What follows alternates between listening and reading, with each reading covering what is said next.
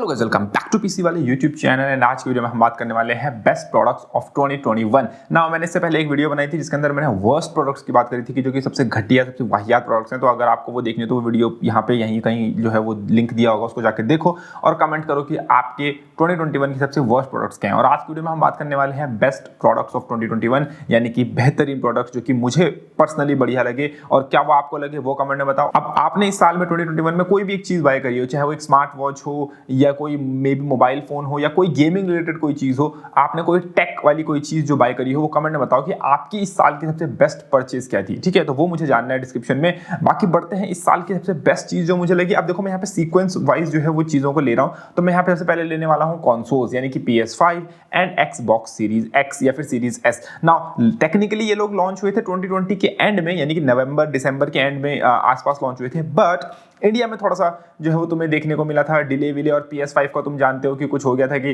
New Delhi में कोई बंदा था जिसने PS5 का नाम ट्रेडमार्क कराया हुआ था। सो काइंड ऑफ थोड़ी डिलेज वगैरह हुए, तो ये काइंड ऑफ 2021 में तुम्हें इंडिया को देखने को मिली। तो इसलिए मैं उनको इसके अंदर ले रहा हूँ। और मैं कोई कंसोल गेमिंग को जो है वो मैं ऐसा बोल नहीं रहा हूँ कि सारे के सारे जाके पीसी बिल्ड छोड़ के कंसोल गेमिंग करो, नहीं, मैं वो आपको बोल ही नहीं रहा। मैं ये बोल रहा हूँ कि अगर तुम टेक्नोलॉजिकल स्टैंड पॉइंट से देखो तो जो नए एडवांसमेंट हुए हैं नए कंसोल्स के अंदर, जो तुम्हें नए फीचर्स मिलने like ray tracing, raw horse power जो तुम्हें देखने को मिल रही है कि पुराने कंसोल्स के मुकाबले ये लोग कितना आगे आ गए हैं। ठीक है, Xbox ने तो क्या ह्यूज जंप मारा है। उसके बाद तुम्हें नई न्यू SSDs इनके अंदर देखने को मिल रही है, लेटेस्ट आर्किटेक्चर मिल रहा है ग्राफिक्स का, एंड तुम्हें रे ट्रेसिंग जैसी चीजें देखने को मिल रही है जो कि पीसी गेमिंग में तक अब तक जो है वो नई नहीं है। मतलब पीसी गेमिंग में भी रे ट्रेसिंग अभी जो है वो न्यू आई है और तुम्हें कंसोल्स के अंदर भी वो देखने को मिल गई। तो कंसोल्स जो है वो केपेबल है जिस चीज को पुश करने के, जो अपने हार्डवेयर को पुश करने के, जो इनके अंदर तुम्हें रॉ हॉर्स पावर वो थ्रूपुट देखने को मिलता है ना, वो जो है वो काइंड ऑफ एक अमेजिंग चीज है। और तुम जानते हो कि कंसोल जो है वो आते ही कई सालों में एक बार है, तो उनके लिए इतना पावरफुल होना एक लाजमी चीज है। तो कंसोल्स को मैं यहाँ पे रखूंगा नंबर 1 पे कि हाँ अच्छे प्रोडक्ट्स हैं। अगर तुम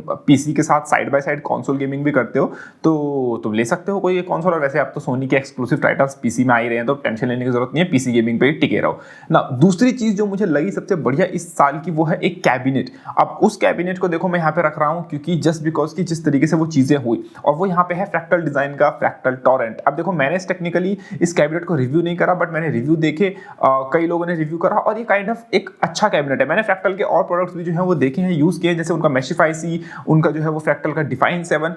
इतना कुछ इनोवेशन नहीं है उनके अंदर, मतलब काइंड ऑफ वही लुक एंड फील, वही सेम चीज है। लेकिन जो फ्रैक्टल डिजाइन का टॉरेंट है वो काफी डिफरेंस है। इवन अगर तुम उसे किसी नॉर्मल कैबिनेट से भी कंपेयर करोगे ना, मतलब मैं सिर्फ फ्रैक्टल के कैबिनेट से नहीं बोल रहा, मैं बोल रहा हूँ तुम्हें ओवरऑल अगर तुम कैबिनेट से उसे कंपेयर करोगे, तो जिस तरीके से उन्होंने वो किया है कि पावर सप्लाई का पूरा वो कंप्लीटली ऊपर कर दिया है ना, वो काफी एक बोल्ड डिजाइन है। मतलब कि मुझे पर्सनली फ्रैक्टल का टॉरेंट का लुक नहीं पसंद, ऑनेस्टली बोल रहा हूँ। बहुत लोगों को पसंद है बट मुझे ऑनेस्टली नहीं पसंद। पर इस चीज के बावजूद मैंने उसको जो है वो इस लिस्ट में डाला है बिकॉज कि उसके अंदर जो यूनिकनेस उन्होंने करी है। फर्स्ट ऑफ ऑल वो लोग टिपिकल मैश की तरफ नहीं गए कि मतलब तुम्हारा फ्रंट में जो है वो बाकी कैबिनेट्स वाले जो क्या कर रहे हैं, मैश कर दे रहे हैं, बस एक जाली वाला स्ट्रक्चर बना दे रहे हैं। कोई उसको थोड़ा डिजाइन अलग तरीके से बना रहा है, कोई उसका डिजाइन अलग तरीके से बना रहा है, लेकिन है फ्रंट में मैश ही। लेकिन उन्होंने वहां पे थोड़ा सा कुछ डिफरेंट करा है। पावर सप्लाई वाला जो मैंने तुम्हें पार्ट बता दिया कि उसके अंदर जो है पावर सप्लाई का पार्ट जो है ऊपर की तरफ है। तीसरी चीज उन्होंने सबसे यूनिक करी वो है कि NZXT को उनसे कुछ सीखना चाहिए कि जिस तरीके से उन्होंने अपना जो उनका फैन हब था या कनेक्टर था जो भी था स्प्लिटर, उस पे जो उनके जो इश्यूज थे उसको उन्होंने किस तरीके से फिक्स किया, उन्होंने जो कैबिनेट को जिस तरीके से रिकॉल करा, और एक कंपनी का इस तरीके से अच्छा रिस्पांस देना वो एक अच्छी चीज है। ऑल्दो इशू था बट उन्होंने जिस तरीके से रिस्पांस किया वो अच्छा था। तो काइंड ऑफ इसलिए मैंने फ्रैक्टल को यहाँ पे उस लिस्ट में रखा है। तो फ्रैक्टल को मैं देता हूँ नंबर 2 रैंक। नंबर 3 रैंक, अभी नंबर 3 रैंक में देना तो चाहता हूँ एनवीडिया एंड AMD दोनों को, क्योंकि उनके जो ग्राफिक्स कार्ड हैं, चाहे तुम RTX 3000 सीरीज के ग्राफिक कार्ड ले लो या AMD के 6900 XT के ग्राफिक्स कार्ड ले लो। मैं यहाँ पे वैसे तो दोनों को रैंक देना चाहता हूँ, बट दोनों की तुम जानते हो मार्केट में किस तरीके से शॉर्टेज चल रही है, किस तरीके से ग्राफिक्स कार्ड के प्राइसिंग जो है वो इन्फ्लेट हो रखे हैं। तो मैं दोनों कंपनी में से किसी का भी नहीं लेने वाला। ऑल्दो मैं यहाँ पे इनको एज अ ऑनरेबल मेंशन कर रहा हूँ कि दोनों के प्रोडक्ट्स अच्छे हैं। इवन AMD को मैं थोड़ा सा ऊपर यहाँ पे रैंक करूंगा बिकॉज एनवीडिया अच्छे प्रोडक्ट बनाता हुआ आया है। 3000 सीरीज अच्छा प्रोडक्ट था, 3000 सीरीज एक अच्छा प्रोडक्ट है इवन अभी भी। लेकिन AMD का जो था ना, AMD का ये था कि उनका जो पुराने जनरेशन के ग्राफिक्स कार्ड थे वो कभी भी एनवीडिया के टॉप एंड ग्राफिक्स कार्ड से कंपीट नहीं करते थे। लाइक तुम पुरानी जनरेशन का देखो, सबसे टॉप एंड ग्राफिक कार्ड क्या था? 5700 XT। 5700 XT क्या 2080 Ti के बराबर का था? नहीं था, कभी भी उनके टॉप एंड पे नहीं आया। लेकिन जब से 6900 XT लॉन्च हुआ है, नेक टू नेक 3090 6900 XT बहुत ही क्लोज कॉम्पिटिटर्स हैं। AMD ने जो है वो एनवीडिया को फाइनली कैचअप कर लिया, तो इसलिए मैं यहाँ पे AMD को थोड़ा एज देना चाहूंगा, बट मैं इंक्लूड दोनों को नहीं कर रहा। दोनों को मैंने ऑनरेबल मेंशंस में मेंशन कर दिया क्योंकि दोनों की जो है वो सप्लाई चेन इशू जो है वो बहुत ही बेकार हो रखी है। नाउ थर्ड चीज जो मैं यहाँ पे मेंशन करने जा रहा हूँ वो काइंड ऑफ मेरी पर्सनल चीज है, जो कि मैंने अपने आप को सेटिस्फाई करने के लिए इस लिस्ट में डाला है, बिकॉज वो उसको लिस्ट में ऐड करने की वैसे जरूरत नहीं थी, बट मैंने जानबूझ के ऐड किया है, और वो है EVGA का X570 डार्क मदरबोर्ड। और मैंने वो इसलिए इंक्लूड करा है बिकॉज EVGA फाइनली जो है वो अब AMD के मदरबोर्ड्स बना रहा है, जो कि काइंड ऑफ बिग डील है। ऑल्दो EVGA इंडिया में डील नहीं करता, ठीक है, और इंडिया में डील नहीं करता, तो आप EVGA के जो AM4 मदरबोर्ड्स हैं या AMD के मदरबोर्ड्स हैं उनको बाय नहीं कर सकते। कभी फ्यूचर में EVGA अगर आता है या फिर कोई बंदा देख रहा है जो कि बड़ा डिस्ट्रीब्यूटर है जो कि EVGA को टेक्निकली ला सकता है इंडिया में, या उनके साथ बात करता है, जो भी है, तो प्लीज भाई लेके आओ। व्यूअर्स मेरे इंटरेस्टेड हैं, लोग इंटरेस्टेड हैं एक्चुअली में, बट अनफॉर्चुनेटली सीन ये है कि मैंने इसको इसीलिए इंक्लूड करा बिकॉज ये कूल थिंग थी और मुझे लगा कि एक कूल चीज़ है तो मेंशन करना बनता है। टेक्निकली मुझे इसे ऑनरेबल मेंशंस में डालना चाहिए था, बट मेरे को EVGA के टेक्निकली उनके जो डार्क प्रोडक्ट्स हैं, उनके जो टॉप एंड प्रोडक्ट्स हैं वो बड़े कूल लगते हैं, तो इसलिए मैंने इसको मेन लिस्ट में इंक्लूड कर लिया। अगला जो प्रोडक्ट है वो है एक AIO यानी कि एक लिक्विड कूलर, आर्कटिक का लिक्विड फ्रीजर। पूरा जो उनका लाइनअप है लिक्विड फ्रीजर 2 लाइनअप। अब देखो मैंने यहाँ पे आर्कटिक का लिक्विड फ्रीजर 2 लाइनअप इसलिए इंक्लूड करा है इसके अंदर कि उसके अंदर 2-3 चीजें हैं जो कि आर्कटिक ने अच्छी करी है। फर्स्ट ऑफ ऑल आर्कटिक ने क्या अच्छा करा है उसके अंदर कि तुम्हें जो है वो कॉस्ट इफेक्टिव एक बहुत ही बजट प्राइस के अंदर जो है तुम्हें ये लिक्विड कूलर देखने को मिलता है। तुम्हें ये बहुत ही एक्सपेंसिव देखने को नहीं मिलता। इसके अंदर तुम्हें RGB नॉन RGB दोनों वर्जन देखने को मिलते हैं। और अगर तुम आज से पहले लिक्विड कूलर का पूरा मार्केट देखोगे तो लिक्विड कूलर का मार्केट सिर्फ एक ही ब्रांड ने डोमिनेट कर रखा था और वो था एसरटेक। एसरटेक वो ब्रांड है जिसने की जो तुम्हारा नॉर्मल जो वो पंप होता है ना, जिसको तुम CPU के ऊपर लगाते हो लिक्विड कूलर में, उसका जो डिजाइन है वो पेटेंट करा रखा है, या फिर वो जो उनका नॉर्मल डिजाइन होता है वो उन्हीं का पेटेंटेड होता है। तो तुम जो नॉर्मल लिक्विड कूलर्स होते हैं, चाहे तुम पुराने कॉर्सेर के लिक्विड कूलर ले लो या तुम NZXT के कूलर ले लो या और भी जितने भी मेजर ब्रांड्स के लिक्विड कूलर हैं, इवन जो तुम्हारा लेटेस्ट ASUS का लिक्विड कूलर आया है, MSI के तुम्हारे कई आए होंगे पहले के, या फिर मतलब मेजरली जितने भी लिक्विड कूलर थे वो कुछ समय पहले वो सारे के सारे एसरटेक पेटेंटेड थे। मतलब कि तुम्हें डिजाइन अलग अलग दिखेगा कि हाँ भाई NZXT के वाले में जो है वो मिरर वाला डिजाइन है, उसमें जो है वो इन्फिनाइट RGB वाला जो लुक आता है ना वो है, और कॉर्सेर वाले में जो है वो बस RGB का रिंग है, उसमें कॉर्सेर का लोगो है, वो दिखने में अलग लगते हैं बट एक्चुअली में वो सारे के सारे सेम है, सारे के सारे सेम डिजाइन शेयर कर रहे हैं, अंदर से वो सारे के सारे सेम है, वो बाहर से उनका लुक डिफरेंट आ रहा है। ठीक है, तो ये काइंड ऑफ था कि मतलब एसरटेक की डोमिनेंस थी। अब तो जो है वो कॉर्सेर एक दूसरे की तरफ मूव हो चुका है, दूसरे OEM की तरफ, जिसका नाम है कूलिट, बट टेक्निकली उनके जितने भी पहले के AIO थे वो सारे के सारे एसरटेक पेटेंटेड थे और उनके सारे के सारे इवन NZXT के हो गए, तो बहुत सारे ब्रांड्स के उन्हीं के थे। लेकिन आर्कटिक ने यहाँ पे डिफरेंस ये करा है कि आर्कटिक ने जो है वो कुछ अलग करा है, और क्योंकि सारे के सारे जैसे मैंने तुम्हें बोला कि जो कूलर कंपनीज थे वो एसरटेक का ही डिजाइन यूज करते थे, तो उसकी वजह से होता ये था कि उनकी सारी की सारी परफॉर्मेंस जो है वो सेम होती थी। हाँ, अब ये है कि मान लो कॉर्सेर ने अपने AIO के साथ 2000 RPM के फैन दे दिए, NZXT ने सिर्फ 1000 RPM के दे रखे हैं, तो जब तुम उनको टेस्ट करोगे तो फैंस की वजह से तुम्हें उनके बीच में टेम्परेचर में डिफरेंस दिखेगा। लेकिन अगर तुम एक NZXT का AIO ले लो पुराना और सेम एसरटेक के डिजाइन वाला कॉर्सेर का ले लो या किसी और ब्रांड का ले लो, और उन पे सेम पंखे अगर तुम लगाओगे ना, सेम फैंस,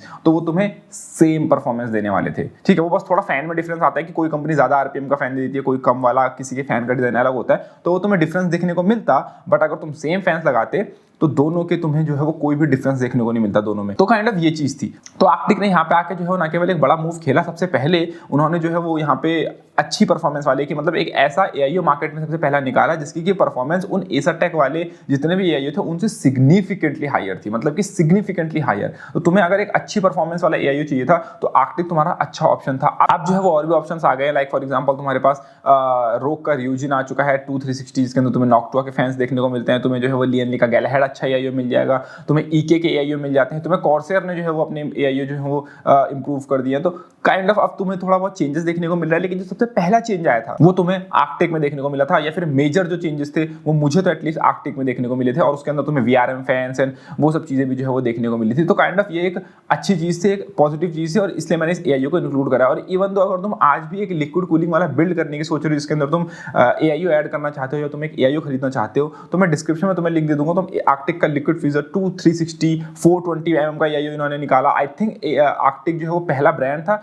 जिसने 420 mm का AIO निकाला है। 420 mm के रेडिएटर अवेलेबल थे, लेकिन 420 mm का AIO जो कि कंप्लीटली एक न्यू चीज थी, तो वो भी जो है वो आर्कटिक ने करा। तो बहुत सारी चीजें थी, इसलिए मैंने इस AIO को जो है इस लिस्ट में रखा है। अब नेक्स्ट प्रोडक्ट यानी कि लास्ट प्रोडक्ट की तरफ बढ़ते हैं, जो कि है यहाँ पे 12900 के, जिससे कि तुम अच्छे से जानते हो। और मुझे 12900 के नहीं बोलना चाहिए, मुझे बोलना चाहिए 12th जनरेशन। नाउ टेक्निकली मैं यहाँ पे AMD की भी 5000 सीरीज इसके अंदर मेंशन कर सकता था, और उसको मैं ऑनरेबल मेंशन में डालना चाहूंगा, बट AMD का मैं मेंशन इसलिए नहीं कर रहा हूँ बिकॉज AMD पिछली जनरेशन में भी 16 कोर दे चुका है, इस जनरेशन में भी 16 कोर दे रहा था। हाँ, हालांकि 5000 सीरीज में जो है वो AMD ने बहुत अच्छी परफॉर्मेंस दी और बहुत अच्छा तुम्हें एक वो मिला, IPC गेन और परफॉर्मेंस बूस्ट देखने को मिला। बट मैं AMD को इसलिए यहाँ पे इंक्लूड नहीं कर रहा हूँ कि वो थोड़ा सा एक्सपेक्टेड था, मतलब कि हमको लग रहा था कि हाँ AMD जो है वो कुछ समय से अच्छी चीजें लॉन्च कर रहा है, तो हाँ 5000 सीरीज अच्छी ही होगी, हम लोग को काइंड ऑफ एक्सपेक्टेशन थी।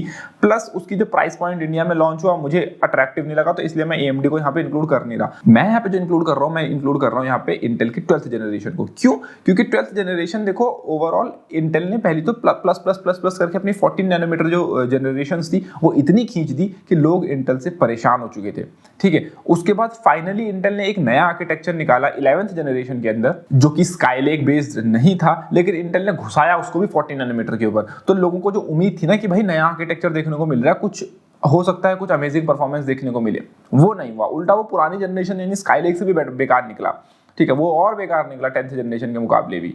तो 12th जनरेशन जब आई तो लोगों के मन में एक नई होप आई, और ये जो ई कोर एंड पी कोर का कॉन्सेप्ट था, ये हमको लग रहा था कि पता नहीं कैसे काम करेगा यार, इंटेल कैसे इसको इंप्लीमेंट करेगा, है ना, ये एप्लीकेशंस में कैसे वर्क करेगा, ये पावरफुल कितने होंगे ई कोर्स। तो वो सब जो चीजें हैं, और अब जो रिव्यूज आ चुके हैं, और 12th जनरेशन जितनी केपेबल है, जितनी मल्टी थ्रेडिंग में ले लो या तुम गेमिंग में ही ले लो, वो काफी अमेजिंग है।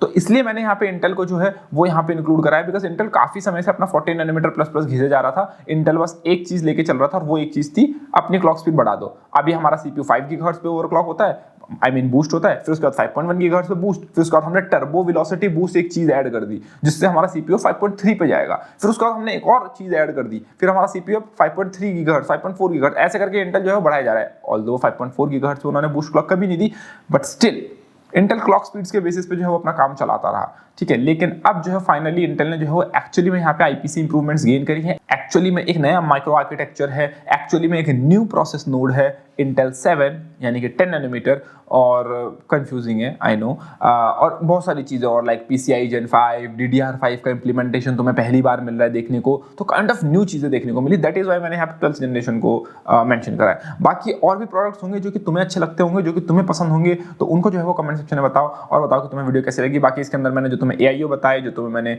और चीज़ें बताई, लाइक फॉर एग्जाम्पल फ्रैक्टल का कैबिनेट और 12900 के, सबके लिंक डिस्क्रिप्शन में होंगे। अगर तुम बाय करना चाहते हो डिस्क्रिप्शन के अमेजॉन के लिंक से बाय कर सकते हो। चैनल को सपोर्ट मिलेगा। धन्यवाद, टेक केयर गाइस।